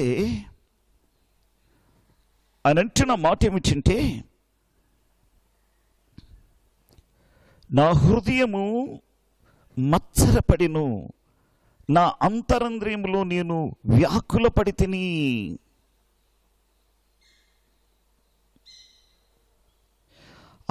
అంటూ ఇంకా నా హృదయాన్ని పవిత్రపరచుకొని నేను శుభ్రం చేసుకున్నట్టు వ్యర్థమే కదా అని అంటున్నాడు. అంటే ఏ సందర్భంలో అంటే, ఎంతో పరిశుద్ధముగా నమ్మకంగా జీవిస్తున్నప్పటికీ తనకి ఎదురైన సమస్యలు, కష్టాలు వచ్చినప్పుడు, ప్రియులారా, తనకంటే భక్తిహీనులు సులక్షణముగా, సంతోషముగా, ఘనముగా జీవించుచున్నప్పుడు, వారు ఆనందముతో ఉంటే ఆ పరిస్థితులు చూసినప్పుడు కొంచెం హృదయంలో కూడా నొచ్చుకున్నాడట. అవును కదా, మనము కష్టపడి భక్తి చేస్తూ ముందుకు సాగుతున్నప్పుడు మనకి ఎదురవుతున్న పరిస్థితులను బట్టి భక్తిహీనతలో ఉన్నవారు అన్ని విషయాలు చక్కగా, ఆనందముగా, సంతోషముగా సాగిపోతున్నప్పుడు వారికి ఏ ఆటంకాలు లేకుండా వారు చక్కగా ఆనందిస్తున్నప్పుడు మనం వారిని చూసినప్పుడు మన జీవితంలో కొంత ఇలాంటి మనసే వస్తుంది కదా. అయితే ఆసా అంటున్నాడు, అక్కడ భక్తుడు అంటున్నాడు, నేను వారిని వెళ్ళి చూడగా నిశ్చయముగా కాలు జారు స్థలములో వారున్నారు అంటున్నాడు. హల్లెలూయా. మా ప్రియ విశ్వాసి, భక్తిహీనులు ఆశీర్వదించబడుతున్నారు, హెచ్చించబడుతున్నారని, ఆనందంతో సంతోషంతో వారు ఉంటున్నారని నువ్వు మత్సరపడవద్దు. నీకున్న పరిస్థితులను బట్టి, నీకు ఎదురవుతున్న స్థితిగతులను బట్టి నువ్వు అలా మత్సరపడవద్దు. వారు కాలు జారు స్థలములో ఉన్నారు. తర్వాత ఆసాపు అంటున్నాడు, నీ ఆలోచన చేతను నన్ను నడిపించేది అయ్యా, తర్వాత నీ మహిమలో నన్ను చేర్చుకుంటావు. Praise the lord. ఆలోచించారా ప్రియ విశ్వాసి? ఈరోజు ఈ స్థితిలో నువ్వు ఉన్నావంటే ఇది దేవుని ఆలోచన. నీ చుట్టూ పరిస్థితులు వ్యతిరేకంగా ఉన్నా, నీ చుట్టూ పరిస్థితులు ప్రతికూలంగా ఉన్నా, నీవు మాత్రం ఈ రీతిలో నువ్వు ఉన్నావంటే ఇది దైవ ప్రణాళిక. నీకు తెలుసా? చూడండి దేవుని వాక్యం, కీర్తన 119:24 చరణంలో మనం చూస్తే, దేవుని వాక్యము అవి నాకు ఆలోచనకర్త ఉన్నవి అంటున్నాడు. 32వ కీర్తన 8వ చరణం చూస్తే, నీ మీద దృష్టి ఉంచి నీకు నేను ఆలోచన చెప్పేదను అంటున్నాడు. దేవుని ఆలోచనలో, దేవుని ప్రణాళికలో నీవు ఉన్నావు. నిజం కదా? చుట్టూ పరిస్థితులు ఎలా ఉన్నాయో ఒకసారి ఆలోచించు. అలాంటి పరిస్థితుల్లో నువ్వు ఈ స్థితిలో ఉండటం ఇది దైవ చిత్తం కాదా? దేవుని ఆలోచన కదా? ఎందుకు నువ్వు కలవరపడుతున్నావు? ఎందుకు నువ్వు కృంగిపోతున్నావు? మన దేవుడు ఎవరో తెలుసా? దావీదు అంటాడు కదా 23వ కీర్తన 4వ చరణంలో, గాఢాంధకారపు లోయలలో నేను సంచరించినను ఏ అపాయమునకు నేను భయపడను. హల్లెలూయా. అసంచలమని విశ్వాసముతో గాఢాంధకారపు లోయల్లో నువ్వు నడిచి వెళ్తున్నా, ఏ అపాయముకు నేను భయపడను అంటున్నాడు.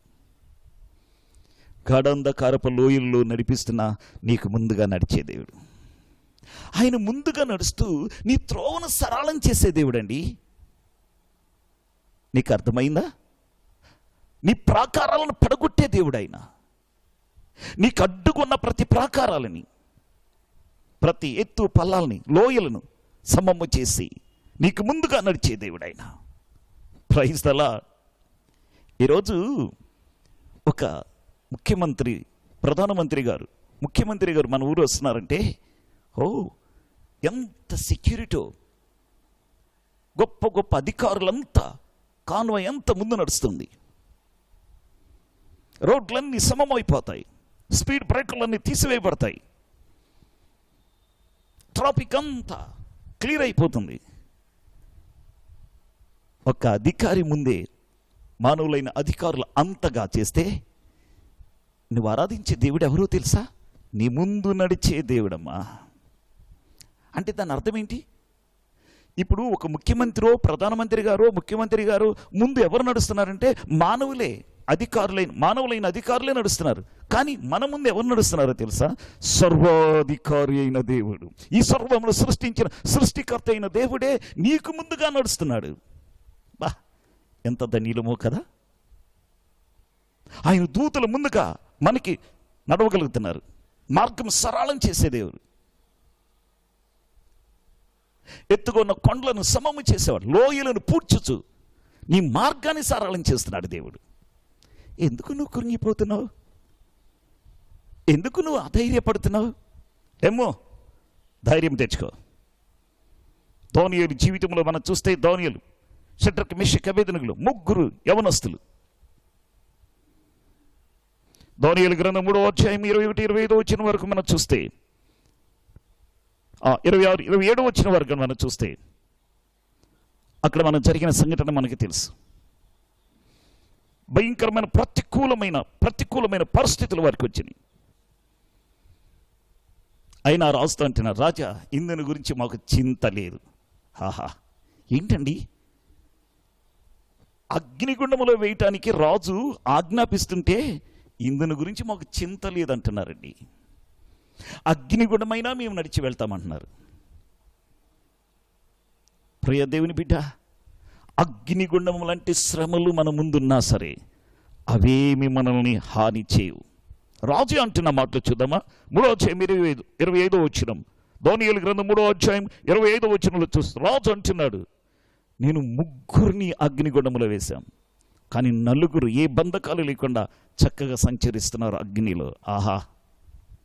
4వ వాని రూపము దేవదూతల రూపమును పోలి ఉన్నది అని అంటూ దగ్గరికి వెళ్ళి షడ్రక మేషక అబేద్నెగోలురా బయటికి రమ్మని పిలిచాడు. వారిని పరీక్షించి చూస్తే 26, 27 వచనాలు పరీక్షించి చూస్తే వారి శరీరం అగ్ని ఏ హాని చేయలేదు. రైలారా, నీ చుట్టుముట్టిన అగ్ని జ్వాలలు నిన్నేమి చేయలేవు. అంటే అగ్ని జ్వాలల వంటి శ్రమలు నీకు చుట్టుముట్టినా అవి ఏమీ నిన్నేమి చేయలేవు. ఎందుకో తెలుసా? మన దేవుడు ఎవరో తెలుసా? అగ్నిగుండములో కూడా మనల్ని నడిపించే దేవుడు. ఆమేన్. ఎందుకని? ఆయన ముందుగా నడుస్తున్నాడు కాబట్టి. ఆయన ముందుగా నడిచాడు. ఇప్పుడు తన బిడ్డలైన వారికి అగ్నిగుండాన్ని ఏసీ రూమ్గా మార్చేశాడు. ఆమేన్. రాజు కోపం వచ్చింది, 7 అంతలు చేశారు. ఆ అగ్నిగుండములు ఇసిరి వేయటానికి వెళ్ళినటువంటి బలశూరులైనటువంటి మనుషులు ఆ సెకకు వారు కాలు చనిపోయారు. కానీ అగ్నిగుండములో వేయబడిన వారు సజీవులుగా తిరుగుతున్నారు. ఆమేన్. సంచరిస్తున్నారు. కారణం ఏంటో తెలుసా? ఆ రహస్యం ఏంటో తెలుసా? వారు ఆరాధిస్తున్న సజీవుడైన దేవుడు వారికి ముందుగా నడుస్తూ ఉన్నాడు, వారితో సంచరిస్తూ ఉన్నాడు. అవునండి, నువ్వు ఆరాధించే దేవుడు ఎవరనుకున్నావు? నిన్ను నడిపించే దేవుడు, నీ ముందు నడిచే దేవుడు, నిన్ను నడిపించే దేవుడు. ఆయన ముందు నడుస్తూ నిన్ను నడిపించేవాడు. ఆమేన్. దేవునికి స్తోత్రం. హల్లెలూయా. సమస్యలిపోతున్నావా? ఒక ప్రవక్త ఏలియా రాజుల గ్రంథం మొదటి రాజుల గ్రంథం 19వ అధ్యాయంలో మనం చూస్తే దేవుని వాక్యం చూద్దామా? మన దేవుడు ఎవరో ఒక్కో మాట చూద్దాం. యెషయా గ్రంథం 40:29 వచనం కూడా చూస్తే అక్కడ అంటాడు, సొమ్మసిల్లిన వారికి బలమిచ్చువాడు ఆయనే. ఒక దినం ప్రవక్త ఏలియా కృంగిపోయాడు. ఎందుకు? మొదటి రాజుల గ్రంథం 19:2 వచనంలో అంటాడు, యెజెబెలు నిన్ను ప్రాణముతో ఉంచను అని ప్రతిజ్ఞ చేసింది. రాణి అయిన యెజెబెలు యొక్క ప్రతిజ్ఞను విన్నాడు, సొమ్మసిల్లిపోయాడండి, కృంగిపోయాడు. పారిపోయి ఒక బదిరి వృక్షం కింద కూర్చొని, దేవా, నా పితరుల కంటే నేనేమైనా ఎక్కువ? ఇంతవరకు చాలయ్యా, ఇక నా ప్రాణాన్ని తీసుకో అని అంటూ సొమ్మసిలిన స్థితిలో, కృంగిపోయిన స్థితిలో, నిరాశతో బదిరి వృక్షం కింద కూర్చుండిపోయాడు. ఎవరు? ఏలియా. వర్షమా కురువంటే కురిపించినవాడు, వర్షమా ఆగు అంటే ఆగిపోయింది. ప్రకృతిని శాసించగలిగిన శక్తిమంతుడైన దేవుని సేవకుడు. పరలోకము నుండి అగ్నిని దించి ఏలియా ఆరాధిస్తున్న దేవుడే లోకమందు నిజమైన దేవుడని లోకానికి చాటినవాడైన అంతటి శక్తివంతమైన ప్రవక్త దైవ సేవకుడు తనకెదురైన సమస్యలో సొమ్మసిల్లిపోయాడు. అడుగు తీసి అడుగు వేయలేకపోయాడు. ఒక బదిరీ వృక్షం కింద కూర్చొని, ఇక చాలు ప్రభువా, నన్ను తీసుకో అని మరణాపేక్ష కలిగిన వాడై అధైర్యపడుతూ నిరాశ చెందుతూ తడబడి అలా సతికిలబడ్డాడు. అయితే గమనించండి, దేవుడు విడిచిపెట్టాడా? లేదండి. తన దూతను పంపి నిద్రించుచున్న ఏలియా దగ్గరికి వెళ్ళి, దైవ సేవకుని దగ్గరికి వెళ్ళి అతన్ని తట్టి లేపి, ఏలియా లెమ్ము అన్నప్పుడు అతను లేచి చూస్తే నిప్పులను, రొట్టెయు, కాల్చబడిన అప్పమును, నేల బుడ్డి అక్కడ ఉన్నది. అవి భోజనం చేసి బలము తెచ్చుకో, నీ శక్తికి మించిన ప్రయాణము నీకుంది. ఆ మాటల యొక్క అర్థం ఏంటో తెలుసా? ఇంతతో నువ్వు ఇలా కృంగిపోతే ఎలాగా? ఈ పరిస్థితులకే నీవు ఇలాగ అధైర్యపడితే ఎట్లా? నీ ద్వారా ఇంకెన్నో అద్భుతాలు చేయాల్సిన్నది. నీవు ఇంకెన్నో అద్భుత గొప్ప కార్యాలు చేయాలి. శక్తికి మించిన ప్రయాణం నీకుంది. లెమ్ము అంటూ దేవదూత ఏలియాను లేపి బలపరిచాడండి. Praise the lord. అవునండి, మన దేవుడు ఎవరో తెలుసా? మనల్ని చేయి విడిచే దేవుడు కాదు, కృంగిపోయిన స్థితిలో పైకి లేవనెత్తే దేవుడు, అధైర్యపడుతున్న వారిని ధైర్యపరిచే దేవుడు, బలహీనులను బలపరిచే దేవుడు, చెయ్యి పట్టుకొని నడిపించే దేవుడు అండి. అందుకని అంటాడు నిర్గమకాండం 3:8 అంటాడు, నిన్ను విడిపించడానికి నేను దిగి వచ్చాను, నిన్ను నడిపించడానికి దిగి వచ్చాను. అవును, తన బిడ్డలైన వారిని రాజవీధుల్లో నడిపించాడండి. అందరి చేత అవమానపరచబడి ఒక గేట్ కీపర్గా ఉన్నటువంటి మొర్దెకైని ఎస్తేరు గ్రంథం 6:9 మనం చూస్తే రాజు యొక్క గుర్రం మీద ఎక్కించి రాజవీధుల్లో నడిపించాడండి. ప్రియ విశ్వాసి, ఆయన యందు భయభక్తులు కలిగి బాప్తిసమును తీసుకొని రక్షించబడిన నీ జీవితమును దేవుడు ఏం చేయబోతున్నాడో తెలుసా? ప్రకటన గ్రంథం 7:17 ప్రకారం మనం చూస్తే, ప్రియులారా, జీవజల బుగ్గల ఎదుకు నిన్ను నడిపించబోతున్నాడు. ఆయన నడిపించే దేవుడు. రాజవీధుల్లో జీవజల బుగ్గల యొద్ద నిన్ను నడిపించడానికి ఎప్పటి వరకు? కీర్తన 48:14 మనం చూస్తే, మరణము వరకు నడిపించే దేవుడు. హల్లెలూయా. మరణము వరకు మన చేయబట్టుకుని నడిపించే దేవుడు, నమ్మదగిన దేవుడు ఆయన. జీవిత యాత్రలు ఈగల వల్లి సమస్యలు నీ చుట్టుముట్టగా ఇక నేను అడుగు తీసి అడుగు వేయలేను అని నిరుత్సాహంతో నిరాశతో విసికి వేసారి భక్తి జీవితంలో ఆత్మీయ జీవితంలో అడుగులు ముందుకు వేయలేక సతికిలబడిపోయిన ఓ విశ్వాసి, లేమ్మో, ధైర్యము తెచ్చుకో. నేను ఆరాధించే దేవుడు ఎవరో తెలుసా? నడిపించే దేవుడు. నిన్ను నడిపించడానికి ఆయన సిద్ధంగా ఉన్నాడు. నిర్గమకాండము 3:8 నిన్ను నడిపించడానికి నేను పరలోకం నుండి దిగి వచ్చాను అంటున్నాడు. నీ శ్రమను చూస్తున్నాడు. అలనాడు ఇశ్రాయేలు ప్రజలు ఐగుప్తు దేశంలో వారు పడిన శ్రమను చూశాడు, వారి మూలుగులు విన్నాడు. నిన్ను నడిపించడానికి, నిన్ను విడిపించి నడిపించడానికి నేను దిగి వచ్చాను అన్నాడు. అదే దేవుడు ఈరోజు నీతో మాట్లాడుతున్నాడు. ఈ దేవుని బిడ్డల వలె నీవు కూడా శ్రమల మధ్య సతమతమవుతున్నావేమో, ఇక వల్ల కాదని మూలుగుతూ ఉన్నవేమో. ఆ మూలుగులు విన్నా దేవుడు ఈరోజు తన దాసుని ద్వారా తన వాక్యముతో నేను బలపరుస్తున్నాడు.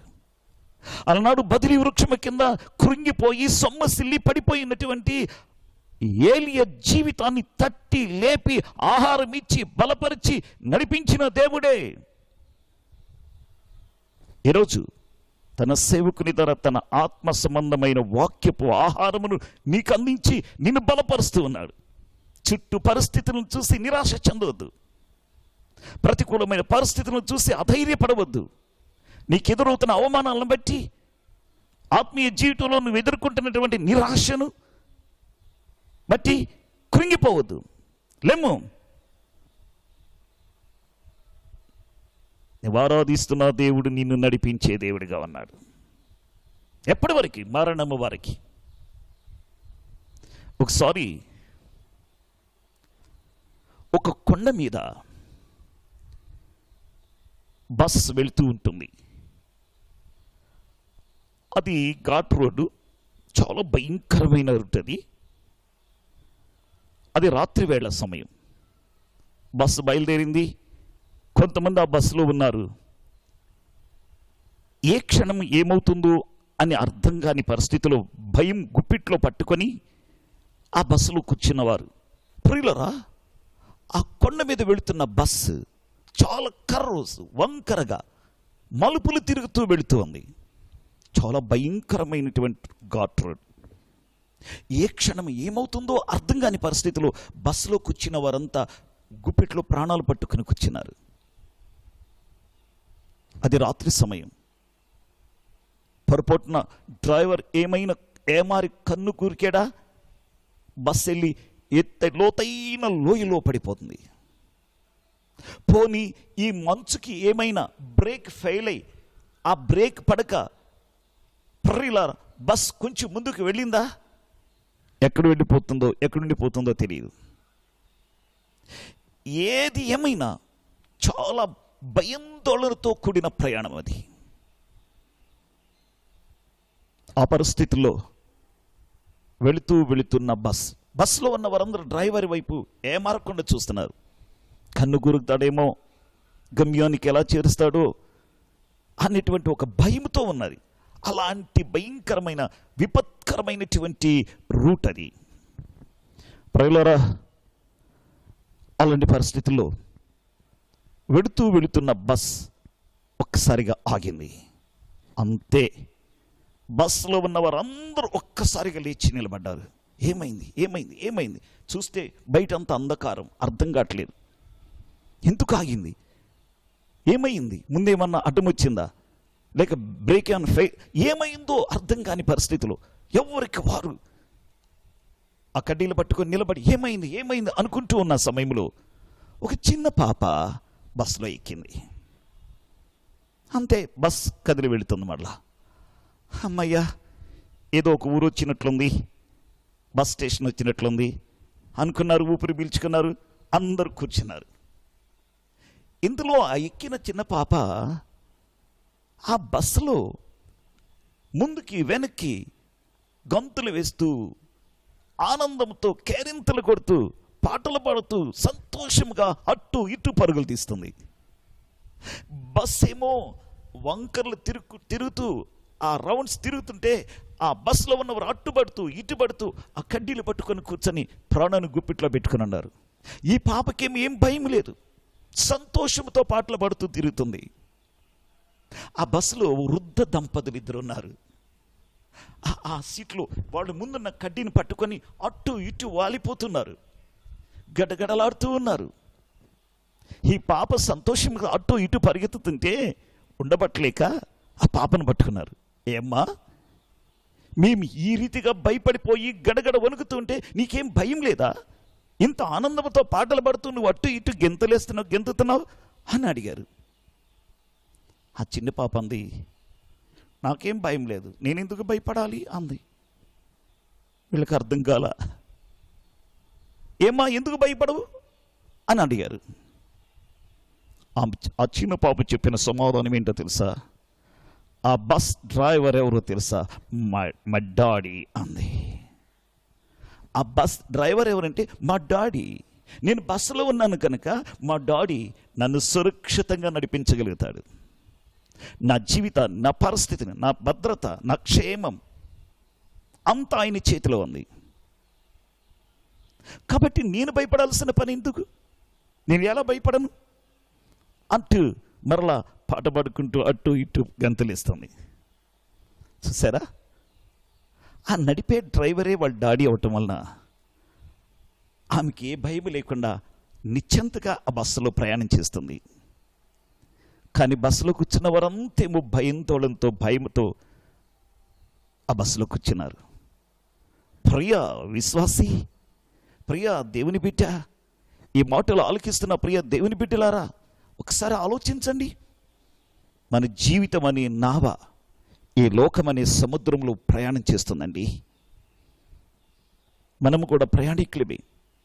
అయితే ఈ నావ, మన జీవితం అనే నావ ఇద్దరి నుండి అద్దరికి, అనగా ఈ లోకం నుండి పరలోకానికి వెళ్ళాలంటే ఆ నావ నావికుడు యేసయ్య ఉంటే, ఆ నడిపించే నాయకుడు నీ తండ్రి అయి ఉంటే, ఆ బస్ డ్రైవర్ మీ డాడీ అయి ఉంటే నిశ్చింతగా మనము చేరుకోగలుగుతాం. అవునండి, సముద్రములో ఎన్నో అలలు, సుడిగుండాలు, కనిపించని మంచు కొండలు, అప్పుడప్పుడు పెను తుఫానులు, భయంకరమైన విపత్తులు ఎలా ఉంటుందో అది నడిపించగలిగిన నాయకునికే తెలుసు. ఆయన చేతిలో మన స్టీరింగ్ ఉంటే సురక్షితంగా మనం వెళ్ళగలుగుతాం. ఆ నావికుడు ఎవరో తెలుసా? మన ముందు నడిచే దేవుడు, మన ప్రభు అయిన యేసయ్య. ఆయన నీకు తండ్రిగా ఉన్నాడా? నువ్వు ఆయన బిడ్డగా ఉన్నావా?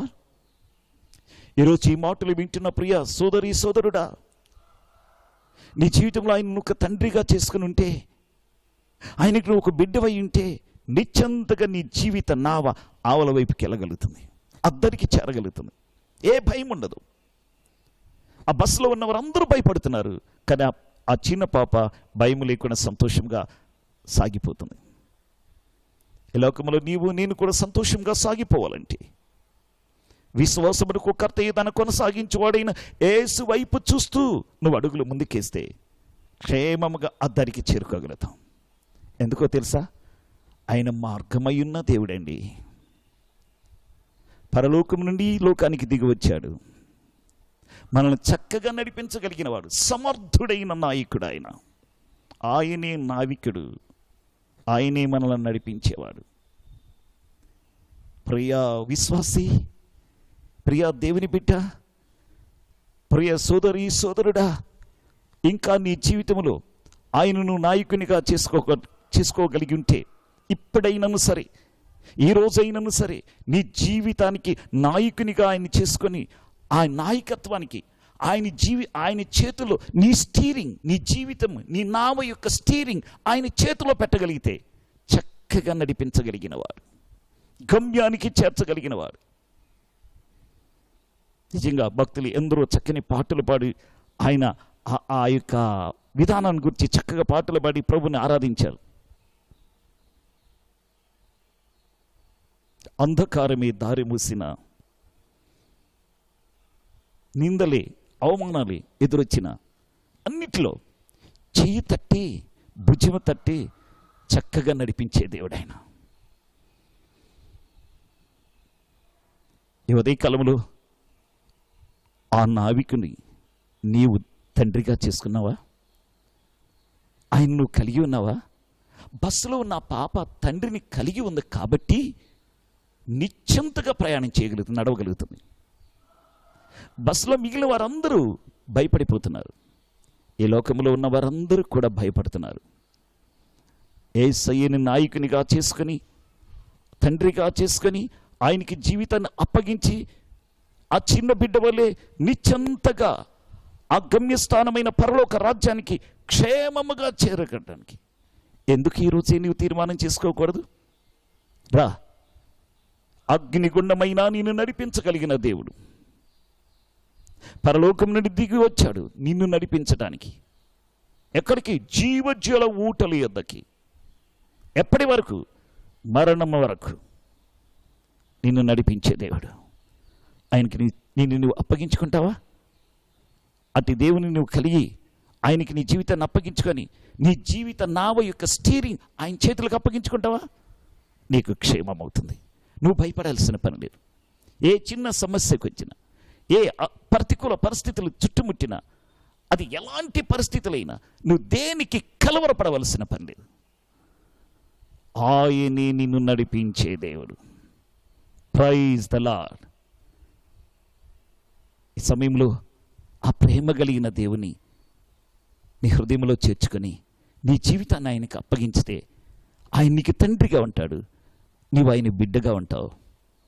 ఆయన తండ్రిగా చేసుకున్నటువంటి కలిగినటువంటి ఆ బిడ్డ సురక్షితంగా ఆనందము ఎలా ప్రయాణం చేసిందో అలాగే మన జీవితాల్లో కూడా చక్కగా సాగిపోదుము గాక. అట్టి కృప పరిశుద్ధాత్మ దేవుడు మనకి సహాయము చేయునుగాక. ప్రార్థన చేసుకుందాం. సకల ఆశీర్వాదమునకు కారణభూతుడు అయినటువంటి మా ప్రియ పరలోకపు తండ్రి, మనోహరుడా, నీ మనోహరమైన ఘనమైన ఉన్నతమైన శ్రేష్టమైనటువంటి నీ నామమును బట్టి నిన్ను స్తుతిస్తున్నాం ప్రభువా. నీవు మాత్రమే నడిపించే దేవుడు అని చక్కగా మిమ్మల్ని మీరు ప్రత్యక్షపరచుకున్నందుకు నీకు స్తోత్రాలు. నువ్వు నడిపించే దేవుడవు, నువ్వు నడిచే దేవుడవు, నువ్వు నడిపించే దేవుడు అయ్యా. నీ బిడ్డలైన వారి ముందు నడిచే దేవుడు అయ్యా. నువ్వు ముందు నడుస్తూ నీ బిడ్డలైన వారిని నడిపించే దేవుడు అయ్యా. అందును బట్టి నీకు స్తోత్రాలు. నువ్వు ముందు నడుస్తున్నావంటే ప్రభువా, ముందున్నటువంటి ఎత్తు పల్లాలన్నిటినీ సమము చేస్తున్నావు ప్రభువా. ముళ్ళ కంచెలన్నిటినీ దాటివేస్తున్నావు, అటన్నిటిని తీసివేస్తున్నావు. ఆ రాళ్ళు రప్పలు అన్నీ, ఎదురుగా ఉన్నటువంటి అన్ని ప్రాకారాలు పడగొడుతున్నావు ప్రభువా. అన్నిటినీ సమము చేసి నీ బిడ్డలమైన మమ్మల్ని చక్కగా నడిపించే దేవుడిగా నువ్వు ఉన్నందుకు నీకు స్తోత్రాలు చెల్లిస్తున్నాం. ఈరోజునైనా ఎదురవుతున్న ప్రతికూల పరిస్థితులను బట్టి నిరాశ చెంది కలవరపడుతూ జీవితంలో అడుగులు ముందుకు వేయలేక, పరిస్థితులన్నీ ప్రతికూలముగా ఉన్నప్పుడు ఎక్కి ఎక్కి ఏడ్చిన ప్రభువా, ఓదార్చే సహాయం ఎక్కడ కానరానప్పుడు కృంగిపోయి నిరాశతో ఉన్న ప్రియా విశ్వాసులైన బిడ్డలందరినీ ఇదేనమన మీరు బలపరిచినందుకు నీకు స్తోత్రాలు. వారి చేయబట్టుకుని మీరు నడిపించే దేవుడిగా మీరు ప్రత్యక్షమై మీరు మాట్లాడిన ప్రతి నీ వాక్కును బట్టి నీకు స్తోత్రాలు. ఆ వాక్కులో ఉన్న సృజనాత్మకమైన శక్తి వారిపై కుమరించబడిన గాక. నీ నామం మహిమపరచుకోండి అయ్యా. ప్రతి బిడ్డని పైకి లేవనెత్తి, ఆ బస్సులో ఉన్న చిన్న పాప ఎలాగా తనకి తండ్రి యొక్క ఆ ఫాదర్ యొక్క రిలేషన్ ఉన్నదో అలా చేసుకొని ఆనందముగా నిశ్చింతగా సాగిపోతుందో, అలాగ మా ఆత్మీయ జీవితంలో కూడా, మా యాత్ర జీవితంలో కూడా ఇద్దరి నుండి ఈ లోకము నుండి పరలోకానికి అలాగ క్షేమముగా సాగిపోవటానికి, ఆనందముతో సాగిపోవటానికి ప్రతి బిడ్డకి కృప చూపించమని నీ నామం మహిమపరచుకోండి. ఇంకా ఎవరైనా ప్రభువా నిన్ను ఎరుగక, నిన్ను నాయకునిగా తండ్రిగా చేసుకోకుండా తమ జీవితంలో బస్సులో ఉన్నవారు ఎలాగ గలిబిలైపోతున్నారో అలాగే నీ లోక యాత్రలో గలిబిలవుతున్న ప్రతి బిడ్డని కూడా మీరు దర్శించి నీ పాదాల దగ్గరికి వచ్చి, తండ్రి నీకు తన జీవితాలను అప్పగించుకొని, వారి జీవిత నావ యొక్క స్టీరింగ్ నీ చేతులకు అప్పగించుకొని నేను నీకు సమర్పించుకొని ముందుకు సాగేవారిగా సహాయం చేయమని, నీ నామం మహిమపరచుకోమని, సమస్త మహిమ ఘనత ప్రభావాలు నీకు ఆరోపించుకుంటూ యేసు ప్రభు వారి యొక్క శ్రేష్టమైన ఘనమైన నామములు స్తుతించి వేడుకని ప్రార్థన చేయుచున్నాము తండ్రి. ఆమేన్. ఆమేన్.